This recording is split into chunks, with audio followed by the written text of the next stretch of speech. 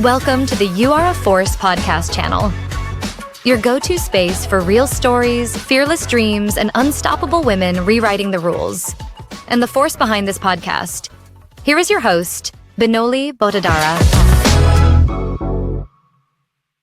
Hi everyone, welcome to You Are a Force, a podcast where we celebrate women who embody style, strategy, and a subtle art of spotting opportunities before anyone else sees the canvas.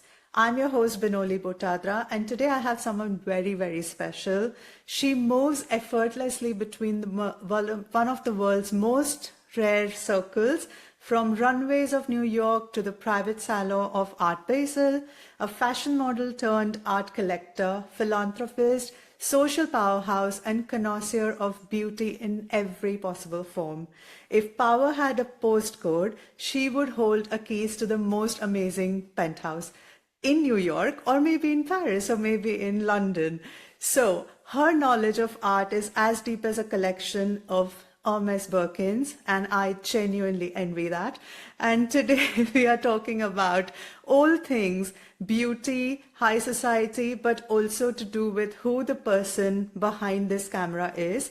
And it's my absolute honor to welcome none other than Inga Rubenstein. Inga, thank you so much for being on You Are a Force. It's such an honor to have you. Oh, thank you for having me. It's a pleasure. Excited to be here. Likewise, I was so excited that, I had been actually stalking your Instagram page, and I was like, oh my God. But while I was doing the research, and I'm like, oh my God. But thank you for doing this with me. And Of course. I want to start with something very, very basic, where you started from in Russia. So please paint the picture that how was your childhood and what was young Inga like? And what actually made you go to New York City and prepare for the most ambitious electric journey of your life? My father was, let's start from the beginning. My father was a coach of the Russian Soviet Olympic team Okay. in track and field, middle distance. And for my family and I, it was like no question. Sports was always on the table. It was the agenda. I didn't want to be anyone else, Really? but I coach myself. Okay. So at the age of 2 months, I started to swim. Then at the age of 2, I started to figure skate. Wow. And I was professionally trained from the age of 4 until the age of, I think, 13,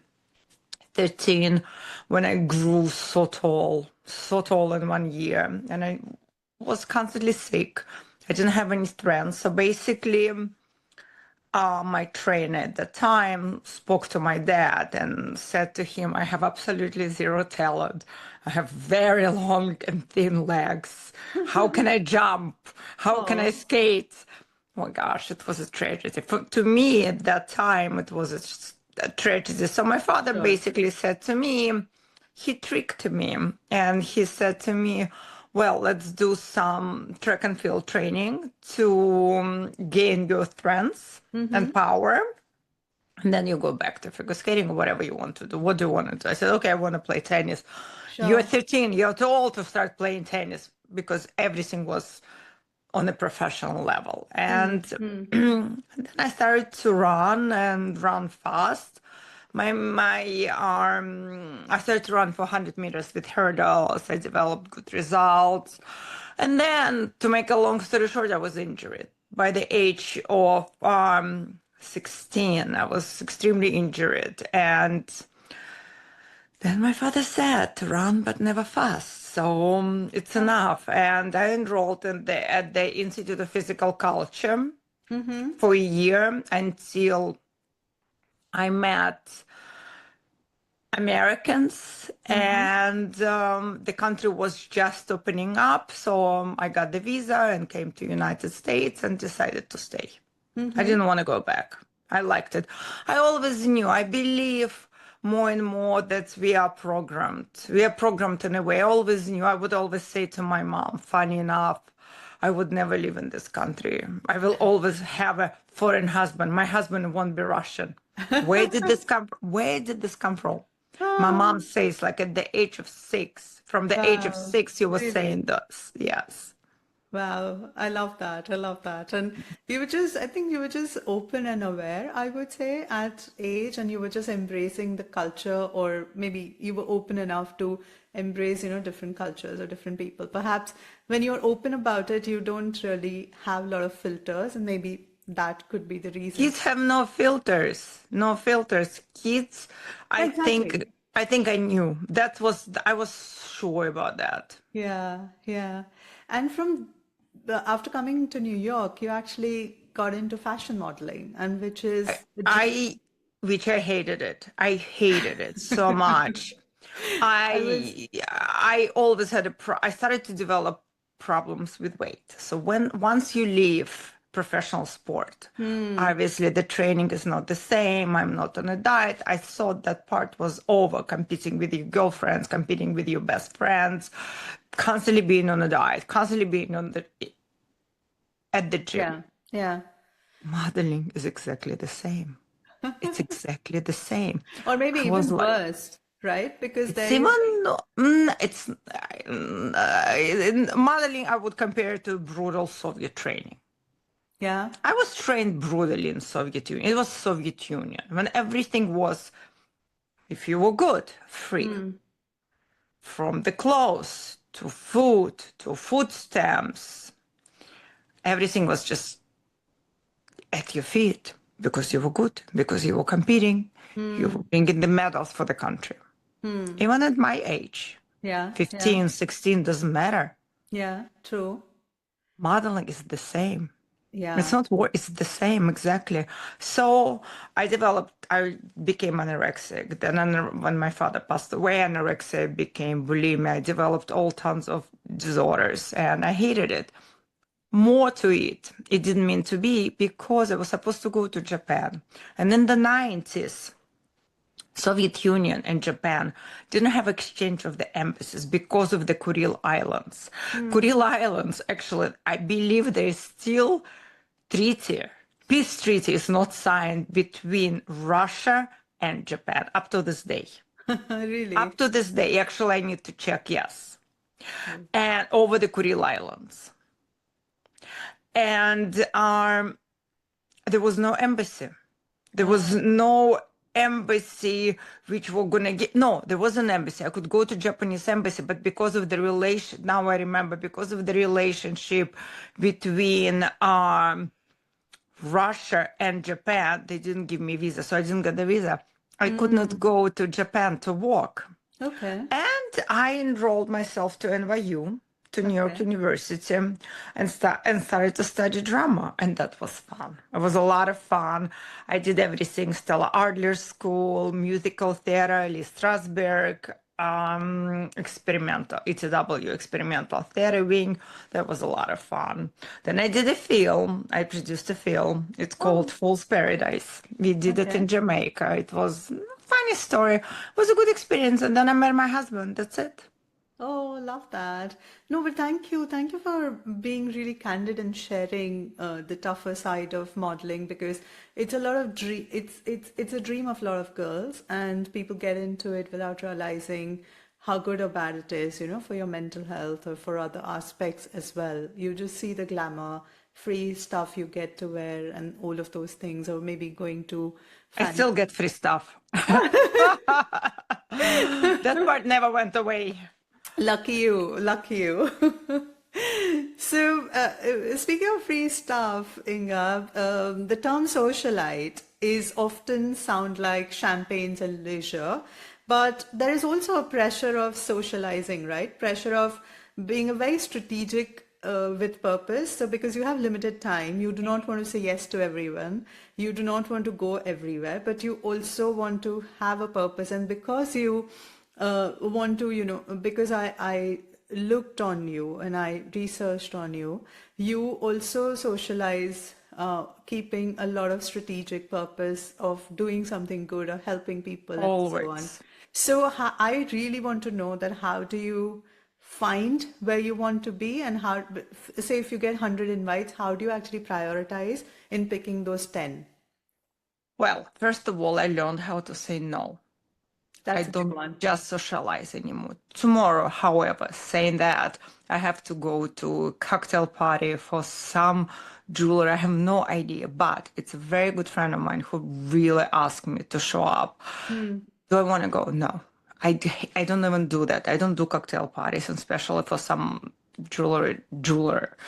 But however, sometimes you need to do things for yourself, for your friends. You need to Yeah. support your friends. So I will show up for 5 minutes and leave. That's it. Okay. Done. Um, I do support charitable causes. Not many, but I do support them, and I'm support them full on. I go to art dinners very seldom. I don't do that anymore. I've done it all. I've Okay. done fashion shows, which was so much fun, sitting front row specifically at Valentino, next to Valentino, next to Giancarlo Giamatti, next to my best friend Supermodel, who is also very close to Gigi and Val, as we call them. But it's changed for me, and I'm older. It's stress. To go to a fashion show, for example, it's stress. You have they don't want you to look like you just woke up. They want you Yeah. full on, Yeah. dressed, glam. Makeup, hair.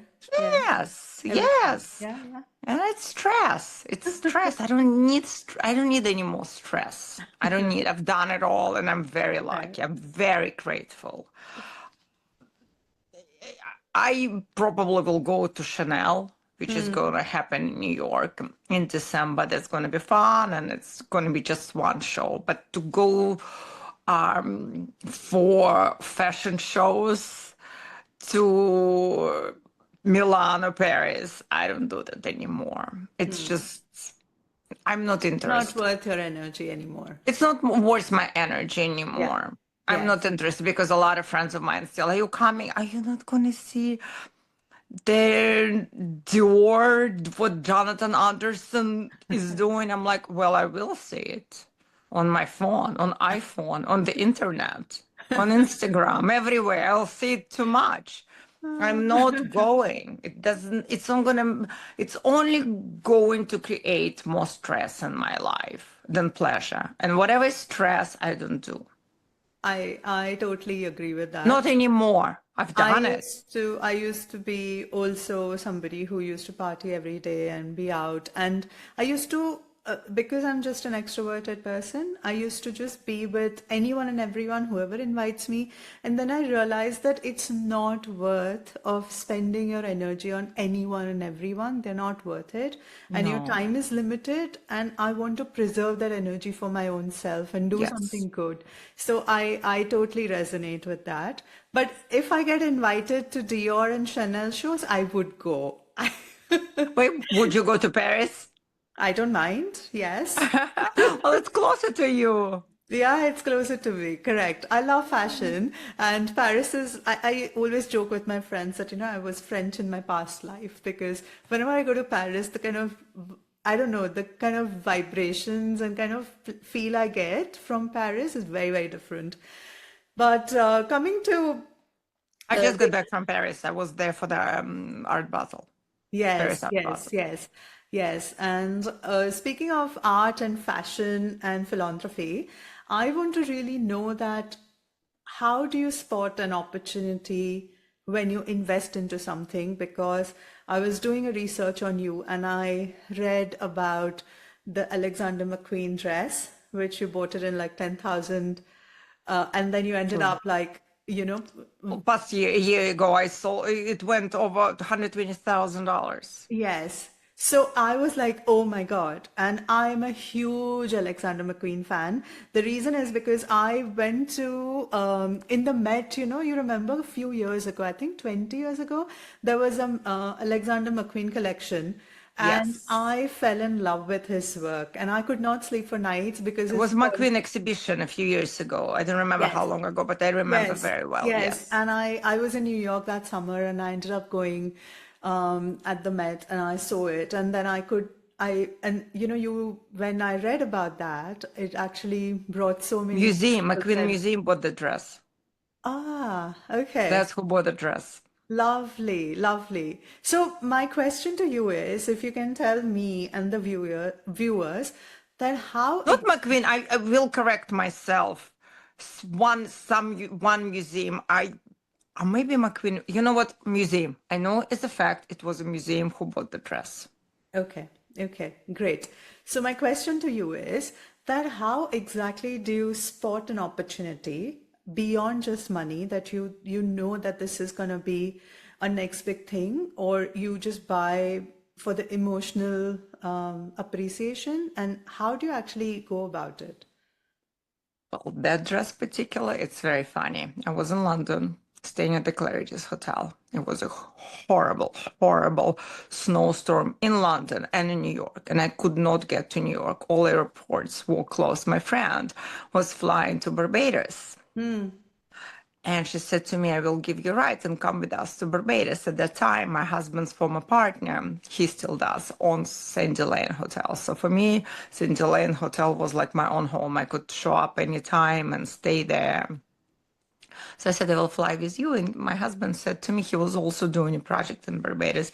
He said, I will meet you there. So I had a little time. I woke up and the day I heard that McQueen Died. unfortunately died, Yeah. passed away, yes.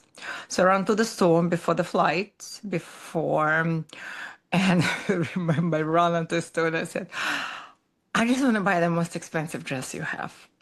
That's all I said.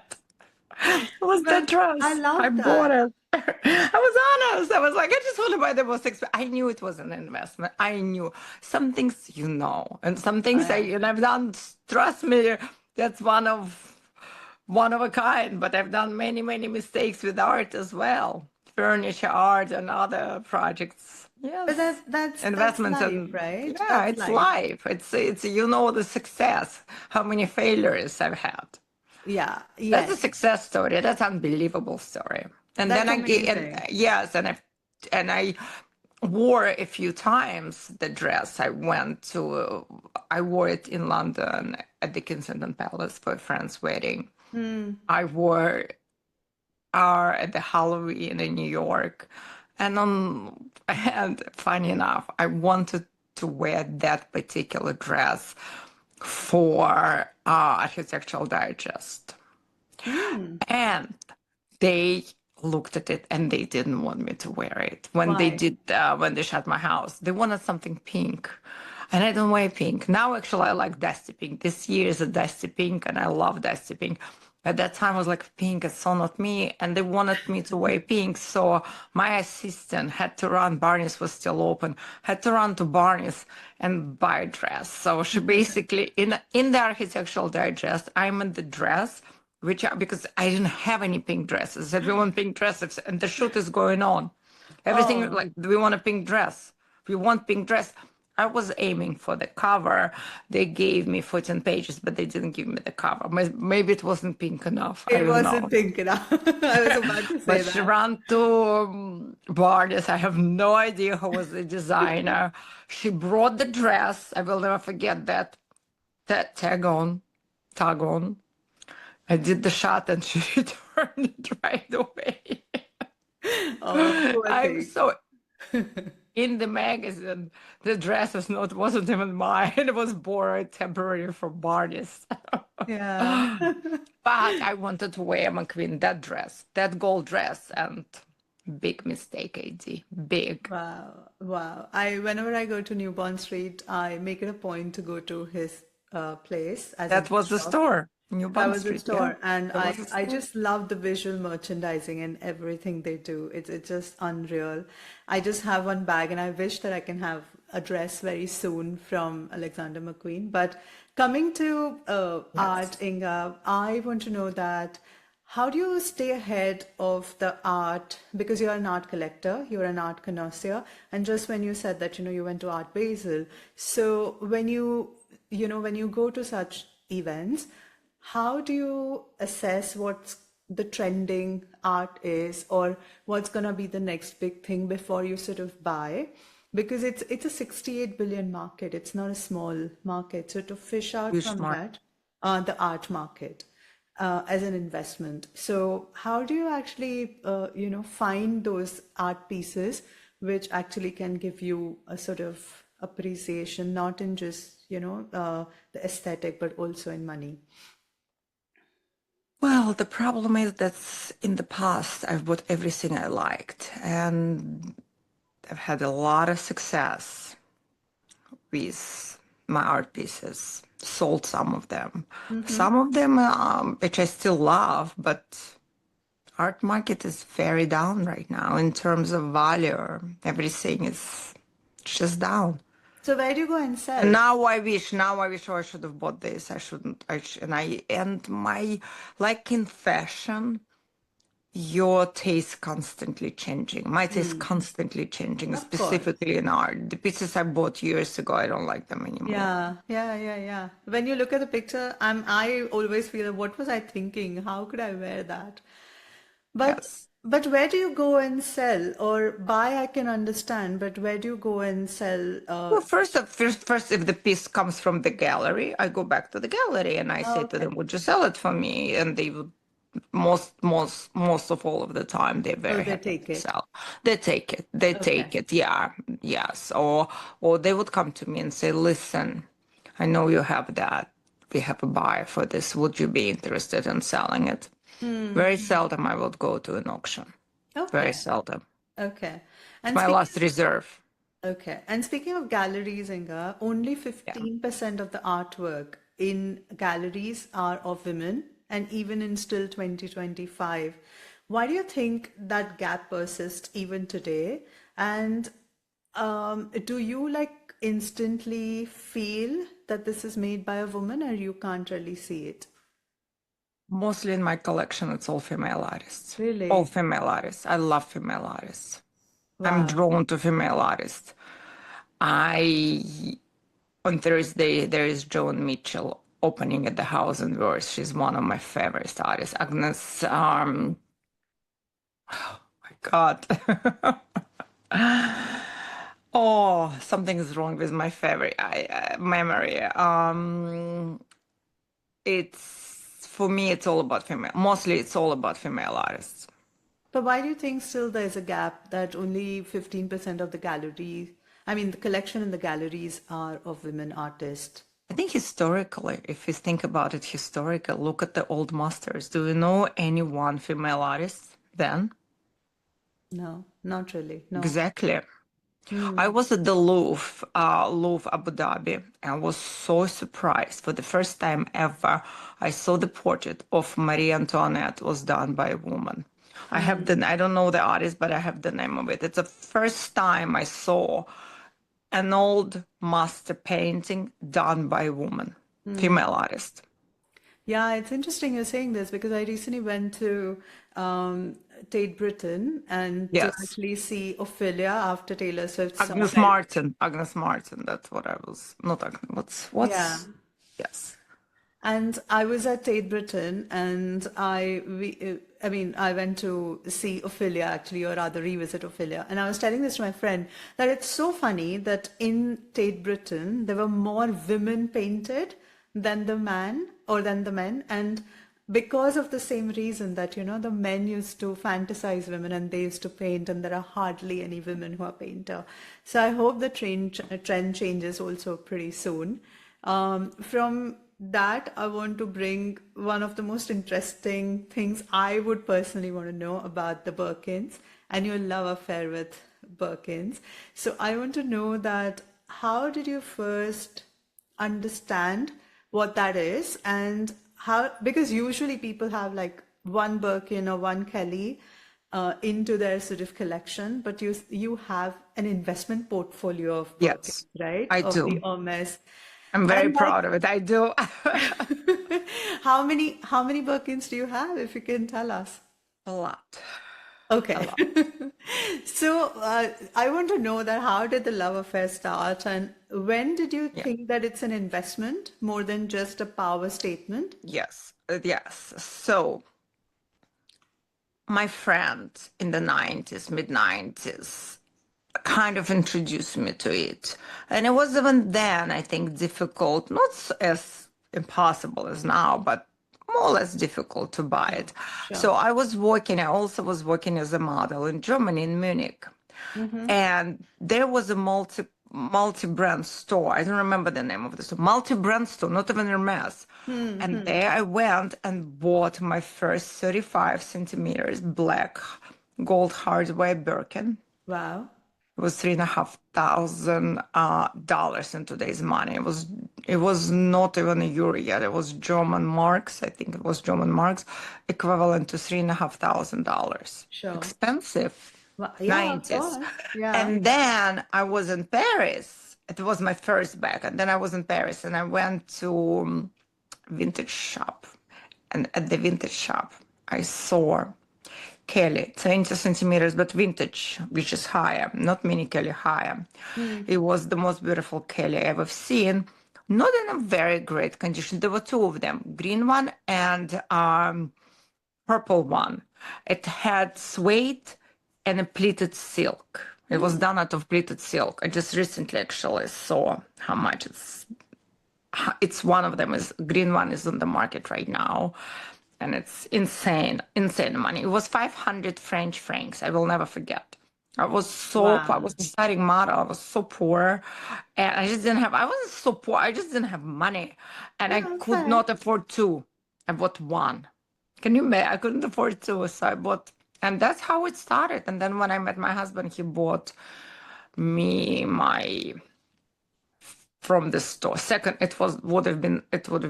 It is a second Kelly I owned at the time. It was a Croc Kelly, which is still my favorite bag. I would never be apart from that one. It's a very special bag. And that's how it started. And then, of course, it's a business. And I did sell some of the bags, which are, to me, too flashy right now. Himalayan Birkin. I would not walk around with a Himalayan Birkin anymore. Yeah, of course. It's not me.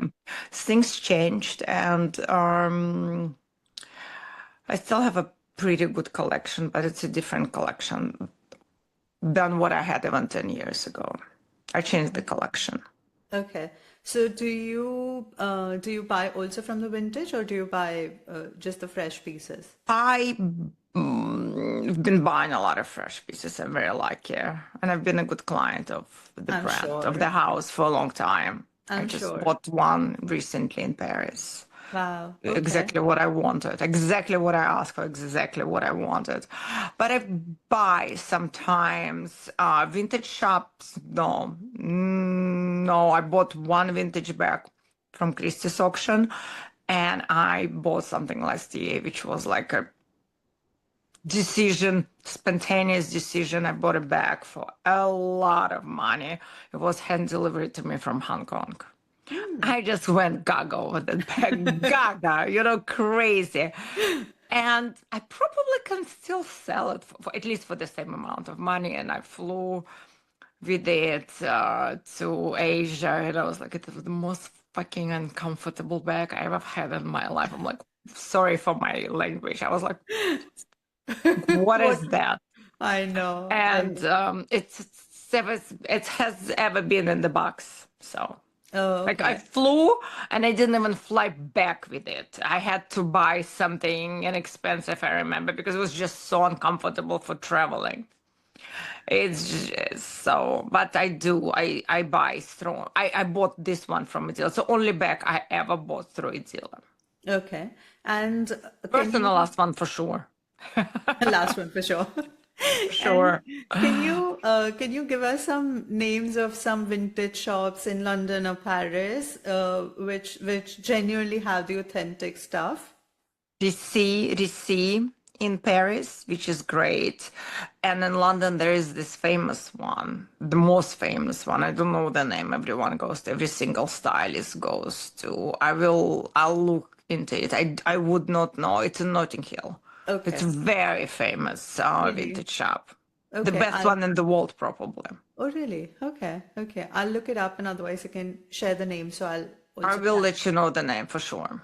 Perfect. And you have been, like we just spoke about, you've been on the front row of all the major fashion weeks, right? And what time you saw a show which just kept you like breathless, where, you think like, oh my God, what kind of moment this is? And I will tell you for sure. That's for sure. For sure, this is easy. Valentina, Pier Paolo. Pier Paolo show when Valentina himself stood up and he had tears in his eyes. oh, That was probably.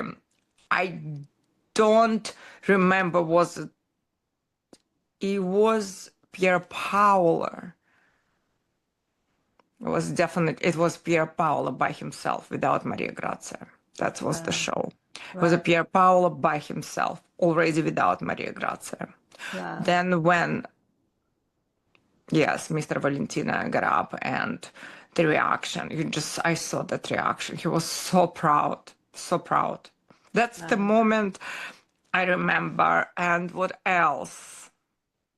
And that's Sure. it. That's And it. I would not remember like saying something that probably at that time that was wow. and that was, yeah, that actually made you feel differently, right? So that's how Yeah, so that's fresh the and moment I remember. Nothing sure, else I remember. sure. And Inga, you move around in the wealthiest circle with most powerful elite people, which everybody has money. So what do you think is the Not everyone one? has money in my But circles. in that, okay, so but I thought that, like in the most elite circles, at least money is given. But what I wanted to know that what is that one soft skill or something which people have, which actually, like you said, apart from just the money, can let you be in that inner circle. Knowledge. I think everyone is right now much more hungry for knowledge than money. Yes, a lot of people in my circles have money, and if you have money, what do you want? You want knowledge, you want peace, mindfulness, really mindfulness. A lot of friends of mine I have right now who are extremely into, very difficult to explain, and talk about different dimensions, and it's quantum fields. It's the next level. It's the next conversation. Sure, sure. No, I understand that, what you're I would trying to say say. knowledge, health. This is what a lot of people are interested right now. I just recently had a dinner at this beautiful home of this 24-year-old, and he has Michelin star chef and everything. And I said to him, because cocktails were served, and I said, "Oh my God, is there alcohol?" And I'm not drinking. And he's like, "Inga, we don't have alcohol in this house." So people, especially young kids, they're so into health, into wellness. People are into wellness a And they're lot, a aware, lot. yes, they're aware Yes, of very what's much good and so. bad. I think the whole sustainability in the youngsters is so visible. Sustainability, absolutely. Yeah. Knowledge. I think 70% of Gen Zs actually look at sustainable or the carbon Sustainability. footprints of any product before they buy. 70%, because these days people are so aware, they want to at least not harm if they do not want to do any good. Right, the luxury is going, it's a different world. Going to a fashion show, it's just not interesting to me. Besides the stress, I'm just not interested anymore. Yeah, that is so basically it's about learning and upgrading yourself, right? With knowledge. Upgrading yourself, Yes. good. That's Yeah. good. Good one. Yeah. Yeah. So I think, yeah, I totally understand that you don't want to get stagnated. You want to learn something new. So going to fashion show is not going to give you that. You might as well I'm not trade. interested in fashion anymore. Exactly. And you can go and trade your time with someone else who has maybe 5% of the things which you do not know, and then you get to actually pick up on that. And I think then it becomes more interesting conversation as well, right? And I also want to know that we live in a world of social media where it's all about showing off who you hang with, where do you go, what holidays do you take, and all those things which are very intentional and which look very superficial. Yes, but it's superficial because it is for social media. You don't really see my real life and who I really am on social media. The IG, the Instagram, it's fake as can be. This is Yes. not my life. Yeah. My life and my real friends are much deeper than that. And then a Yes. lot of them are not public people. So This why? is what you give basically, and I don't even, I'm too lazy. And I understand the importance of it, and I still like free perks. I really do. Yeah. And I have a company also which consults for luxury, and that requires to have an Instagram page. However, I'm tired of it. I'm And tired of it. so that was It's a exactly my headache. that was exactly my question, that your profile, it looks very organic. You're not showing off to show off, you know what I mean? So how do you have that sort of powerful, comfortable sort of placement? I mean, not that since we're talking about, all the free stuff and people want to associate themselves with you. So what happens is that, it is actually a very thin rope when you want to be seen, but you also want to keep yourself private. So what's the sort of solution, or you just do not want to let the very intimate setting into the social media? How do you actually operate? Like you said that, your company would want to have a side of you which is visible, but certain side you do not want to show, right? To I don't people. want to show my private life. I don't want to show my family. I was very proud last year of my son who ran New York Marathon and he did so well. That I wanted to show the world, especially after he struggled with the Lyme disease. That was important. Also, a lot of friends of mine, he was running for charity. A lot of friends of mine donated money, so I wanted to show them what he did. It was important to me. Otherwise, I honestly, it's what people do. I don't care anymore. Oh, yeah. It's their life. I True. feel ridiculous to wish your family member birthday wishes on Instagram. It's And ridiculous. the person I is can't, sitting next. especially if you're a public person. If you're a public person, if you have more than 10,000 followers on Instagram, it's your daughter, it's your son. It's me, but it's me. And I it's see it funny, obnoxious and stupid. But people do it. And they're good people, but they do it. yeah, they do it for different reason, right? Because sometimes people are so nosy, and but then there's no mystery left to that person or even an artist, right? Because if you keep showing everything on Instagram, then what's the curiosity? Like, everyone thinks that they know you, but I mean, it's really weird. And I did not have my Instagram public account till I started the podcast, because I'm like, okay, now I have to put myself out there. And Yes. and Instagram is a business. It's a business. And and now it's so more and more for funny. anyone who is public. If you're private, do whatever you want, Yeah, whatever you want. true. But I just don't, unfortunately, I because of this certain brand, they sent me something and I needed to post. So I posted, I was just flying from Paris with a friend of mine. So I posted on a story picture, not looking great in that jacket on his plane. It's unbelievable that amount of attention you get. Wow. It was for me, it was probably the biggest number Views. of views. Another one I just did. Flew to Costa Rica and I took a small plane between San Jose because that's the only way where I was going to get there. Small, like a tiny. I the pilot said, pilots, oh, we would like to take a picture with you. Can we take a picture? So they started taking a picture. I like the picture and I like the pilots a lot. So I said, it was a great flight, by the way. It was 20 minutes flight. It was great. It was like a small, tiny plane. So I posted that on my story. The same effect. That was another one was like G650.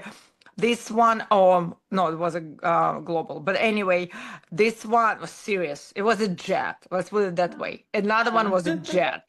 This is a small, tiny plane.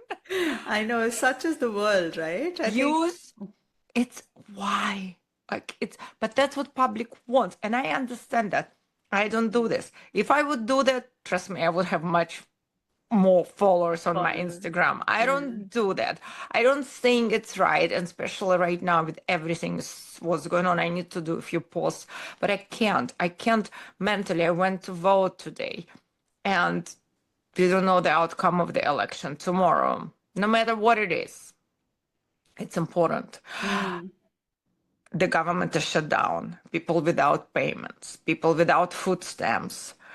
It's a world crisis. There is Yeah. wars going on. I started to feel more and more shame to post the luxurious life I have on Instagram. The luxury. I hate the word luxury. I don't even like the word luxury anymore, but that's what it is. That's what it is.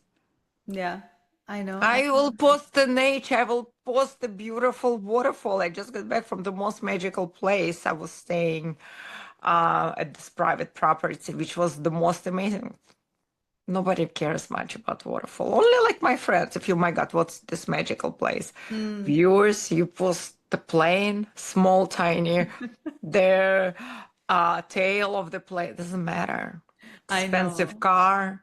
You know, But that's what. I don't want to sound, a wannabe, but I love, love, love moon. So anytime if I'm going, I'm like, oh my God, look at the moon. And some people think like, ah, what's the Oh, big deal? tomorrow is the 5th of November. Yeah, it's a full moon. And The full moon. there are like unbelievable small pleasures you get, which no materialistic, I mean, mind you, I love Well, materialistic things, but there are some very special connections you have with certain things which money can't buy. And I think that's very special.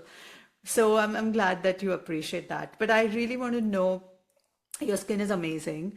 And oh, I want thank to you. know that apart from just hydrating and sleeping, what are the non-negotiables, products, treatments you use? If you can tell us, some details for the viewers as well, I think it'll be great.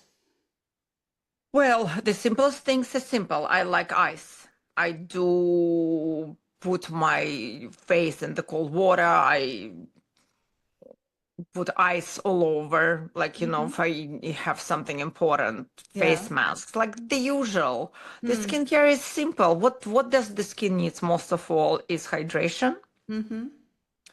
vitamin C, and retinol at night. Okay. Those three things. Which ones do you use?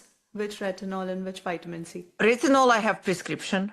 My Okay. Korean doctor gives me prescription for that. I Okay. have no idea what the name is. I know it's 5%. Okay. 5% retinol. Vitamin C, I have whatever I have at the moment, but there Okay. are great Korean brands on Amazon. It's a vitamin C. Yeah, you don't have to sell And your arm and leg. hydration, a lot of hydration. Okay. Okay. And Drinking water is super important, but important. now it's a new study, so I always drink. I start my morning with hot water with lemon.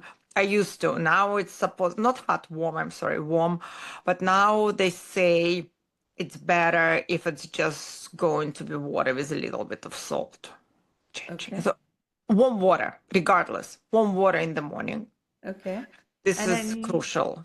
any facials or any treatment would you recommend for people to Mm, do? I'm having Or on Thursday a facial. It's called Couture facial with this very well-known facialist. It's someone arranged it for me. So in at London, in New Dior, at the York? brand new spine at Dior, I'm doing it on Thursday. I'm so excited. I don't Ah, do many facials. I have amazing girl from Belarus in New York who does my facials. Sometimes Joan once a year. It's a treat for me. I don't do many facials, to be quite honest with you, but I do machines. I do matrix with my doctor, dermatologist in New York, and PPR. I do PPR. okay. And any light And therapy? yes, I have amazing machine. Jovs, I think Jovs, they sent it to me. Govs. Kardashian, Kim Kardashian just advertised it. It's on her Instagram. Oh, okay. Okay. That light I have. Yes, the most important thing is consistency. Mm. Consistency. Yes, take off your makeup at night. Yeah. No, I Yeah. don't wear makeup a lot. I don't usually wear makeup. Okay. Tonight, we're going out for dinner and I have you, so I put a little bit on, just very Okay. little. Okay. Okay. Cool. So on that note, I'm going to ask you that what is the one piece of advice you're going to give it to all the listeners who are actually trying to find the balance in life, but they also want to have a lot of Birkins, but they also should have their own sort of voice. So what is that one piece of advice you would give? Oh, what would I advise? Well, words are powerful and everyone should pause before they speak their mind. I should learn that as well. So I think to pause before you start speaking. What's the other advice? Is balance, clarity, consistency. Okay. I love And that. number one thing is health. Yeah. Because without health, if Everything you else know, will. like we have many problems. Mm-hmm. If we have a health problem, we have only Yeah. one You problem. can't. We Yeah. have only one problem. So health is always number one. Wellness, health, Okay. body-mind connection, Yeah. 100%. Body-mind connection, super important. Take care of your body, guys. Take care of your mind. Mm. Coherence between the brain and the heart, Mm. super important. Yeah. As I Yeah. said, the balance, clarity, and consistency. Love that. And on that note, before I let you go, I'm just going to ask some rapid fire questions, whatever comes Okay. to your mind, very quickly. Okay. What's your self-care routine? One self-care Self-care routine. routine. Yeah, one self-care Self routine you stand by. um self-care routine is probably moisturizing my face, taking care of my self-care routine for sure is doing the skincare routine every single day. Okay. All of it. What's your signature scent or perfume? Anything green tea and citrus. That's the flavors I like. Scents Birkin I or like. Kelly? Both. Or Birkin. Of course, Birkin. Much more comfortable. Okay. Dinner with any artist, if you get an opportunity to have, who would you choose? Hieronymus Bosch. That's no question about it. It's probably it's not only my favorite artist, it's the artist we know nothing about it. There's like 5 paintings in the world. All of them, most of all of them are at the Prado Museum in Madrid. Mm-hmm. And that's, I have a lot of questions. I don't Wow. know anything about that artist. So definitely him. Okay. Bosch. Love that. Best piece of advice you've ever received? But words are powerful. Pause before you think. Excuse me. Pause before you say anything. Yes. Yes. One underrated artist every woman should know about, and probably people don't know much till now. Contemporary. Yeah. Any? I think it's actually, I love her work, Claire Lemons. Okay. She lives in Brooklyn. She paints in a very old masters style. It's fantastic. She's fantastic and very affordable. Okay. One outfit in your wardrobe which you would recommend every girl to have, like one staple thing. Darling, of course, black dress. Like, yes. One gallery or museum you would recommend everyone to watch, which inspires you the most? Well, gallery or museum, it's different things. Both. Well, the gallery, there is a gallery I just saw. It's a new gallery from London, not new to me. I forgot the name of it. I discovered it. It was on the second floor at the Grand Palais. Oh my Okay. God. And everyone said to me, oh my God, it's the hottest, newest gallery. It's from London. I forgot the name. I have the card. I will let you know. Okay. And museum is probably, if you have not been yet, Freak Museum in New York after the renovation, which was opened last May. I think it was opened last May. It's fantastic. Really? The newly opened Freak Museum. Okay. One art event which everyone should visit or no one should miss it. Paris Art Basel. It's fantastic. Yes, yes, I agree with that. I have been Super chic. once. Yeah, super chic. True. And if you could meet 16 years old Inga today, what would you tell her? Learn how to say no. That's so powerful. It's That's gonna, so yeah, powerful. yes. Yes. So Inga, thank you so much Oh, for thank you your for having time. me. This was an amazing conversation. I did not realize that, time just went by, but thank you very much for the symphony of vision, elegance, and power, and Thank also the you. pause in between. And you've shown us that influence isn't something you chase, but it's something you become. And from the quiet luxury, quiet glow, to the art galleries, the entire self-care happens in between. And thank you for showing us that, whatever you can dream, you can achieve. It doesn't matter if you're coming from what background. If you want, you manifest that and it happens. And I really 100%. wish, yes, and this is not a podcast. This is a global sisterhood of everyone supporting one another and women inspiring one another. So all the women who are listening today, I hope Inga's journey is also inspiring and you can also dream about their Birkin and Kelly and both.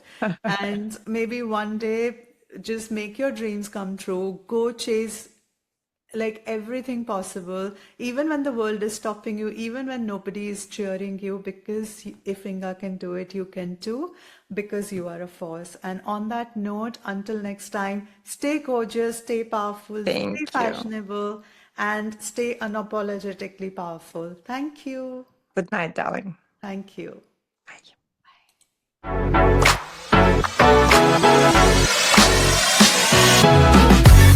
Thank you for listening to You Are a Force. Hit subscribe and join us next week for more powerful stories from women rewriting the rules. Until then, keep building, keep leading, and remember, you are a force.